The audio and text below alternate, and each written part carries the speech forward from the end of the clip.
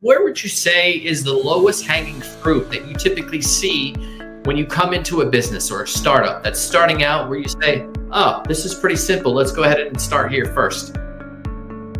Yeah, I'd say, it really depends on each company, but, something I often see with smaller businesses and startups is having a founder, owner, CEO that gets pulled down to the weeds, that gets pulled down into the internal operations pieces.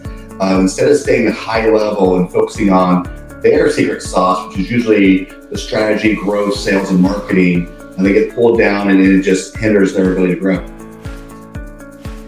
Got it. And so from someone who is maybe a smaller company or a solopreneur, you mentioned working on the business as opposed to in the business. What do you typically recommend in order to set up these systems to scale?